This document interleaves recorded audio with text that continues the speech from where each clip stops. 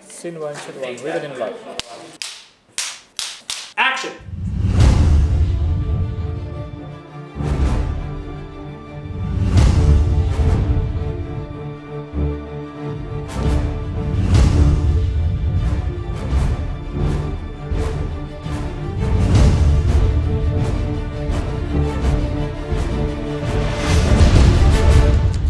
How are you doing this?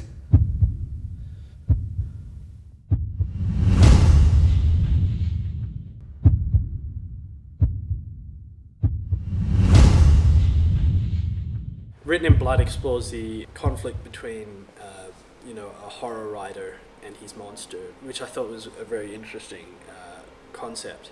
But it also explores the conflict between a father and son, and there's so many different ways you can really interpret Written in Blood. Written in Blood is a short story about a writer and his monster that's seeking revenge. I think the beauty of Written in Blood is that there is a bit of ambiguity there, and you can make up your mind what's going on. But it's a great story where you don't really know what's going to happen till the end.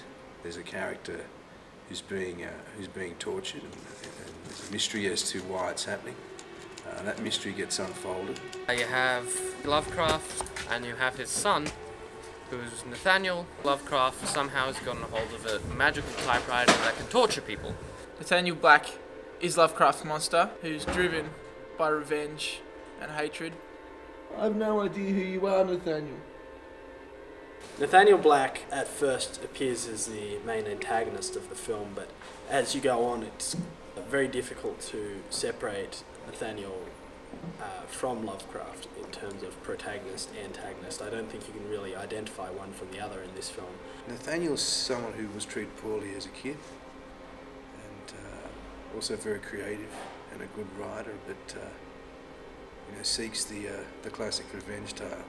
He was probably an okay kid until he got tortured by his father. The father is very strict and believes in physical punishment. Lovecraft, I based on,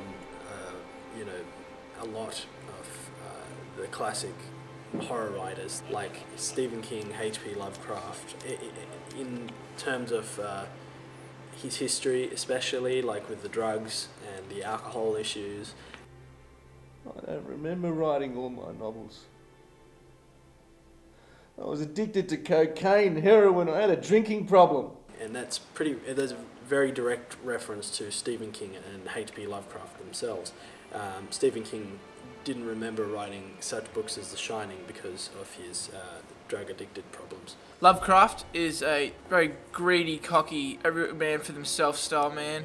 He's pretty much screwed everyone in his life to get where he is now. A horror novelist, someone who writes horror stories, but and is very, very strict on his own kids in a way that doesn't really match up. Nathaniel Black, where were you? We also know that he's perhaps goes to the extremes somewhat with drugs and alcohol, so he's bent out of proportion sometimes when he may have written some of the books, but being creative, but maybe not a very nice person, but he gets his own in the end. Lovecraft and the father, two very separate characters, and I really needed a good actor to pull that off. Big part of Written in Blood was the characterization. The actors needed to be perfect.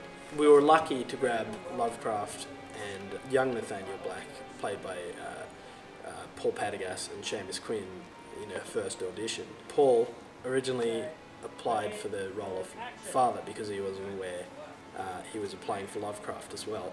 But his distinction between himself and father in the voice, which was very important because he silhouetted most of the time, was fantastic.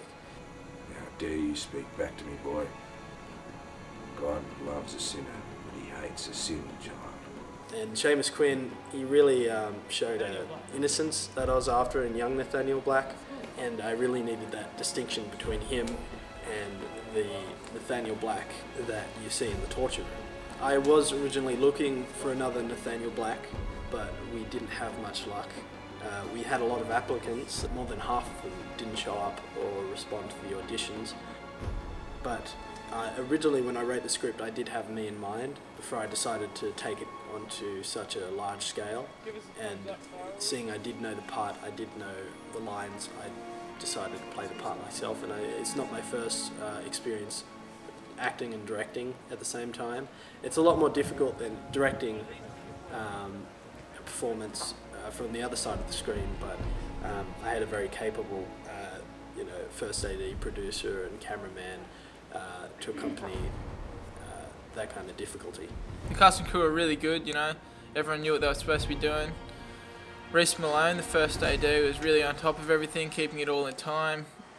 Erik Magnusson, the director, really great director, he knows exactly what he wants.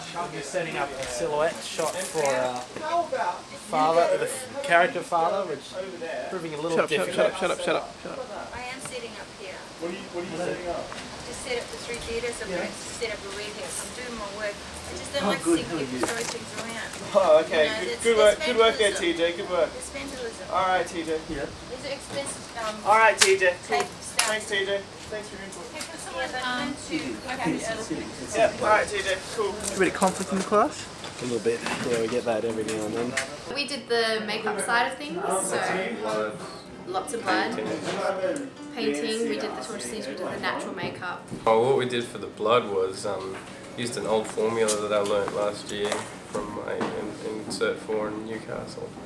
And then I pretty much just told Kaylee what that was, and then she went ahead and did it like 40 times over. We ended up with 50 vials of maple blood. syrup. Yeah. I've had a small amount of that in the past, but to be totally drenched in and have, as you can see, sort of a lot of cuts and whatnot, it was fun. I wanted a really gritty, classic horror film look. Pretty much cliche, like blood on the walls, really grey, almost black and white like the old films, like the original Dracula, the original Frankenstein, the original Wolfman. Well, we basically had a lot of planning with the director. We went and got some paint for all the flats, and we wanted to make it look all like a little rank dungeon. So I had the idea we just get some watered down darker paints and stuff like that, and we watered down all the flats, and then we wiped it down, and it looked like it was this weird stone walls that were like all messed up and stuff, and then we just splattered blood all over them. It looked like there were previous victims in there that he just kept torturing. Couldn't find a slab, so I went and got a chair from an old furniture store, which turned out pretty good because I just sent Erik a picture of it, and he's like, yeah, get it. So that saved us quite a bit. It's really a very stereotypical horror film, I think, or it pays tribute to a lot of the old classic horror films and horror stories. We've got here some really, really pale foundation that we're going to be using for our actor to make him look very pale and sick and in pain. We might add a bit of white just to make him a little bit paler. And then once we've done that, we are going to do some slits.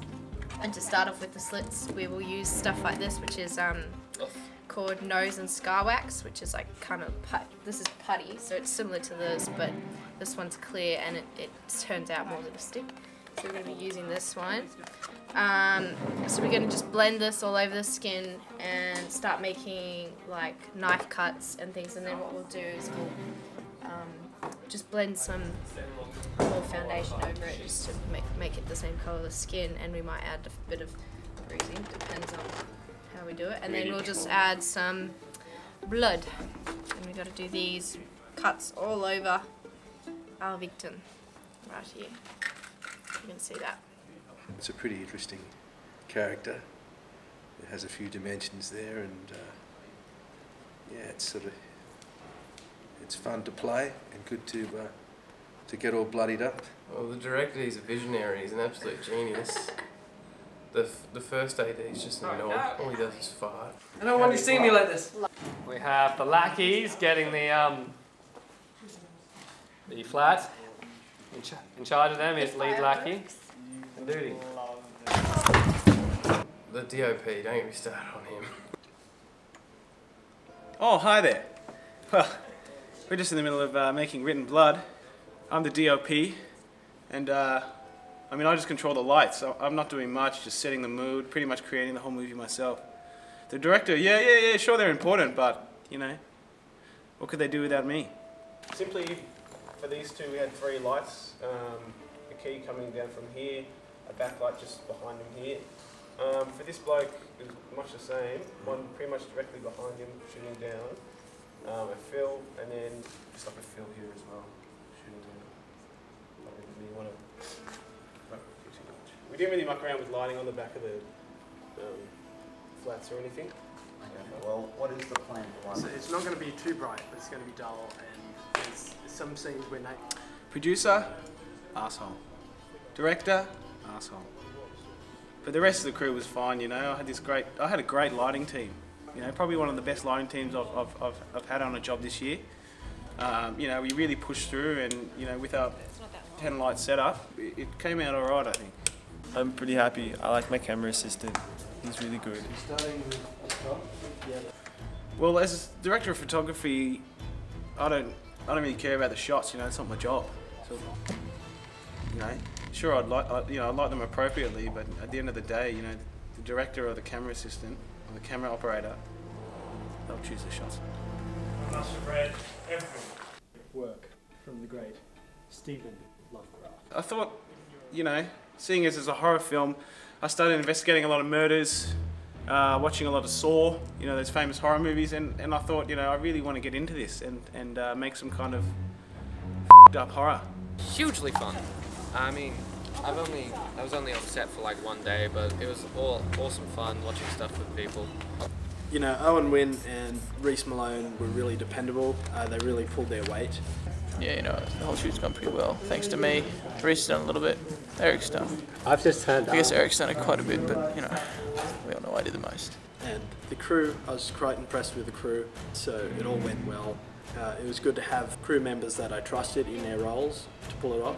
So there's a lot of blood and an interesting script, an interesting story.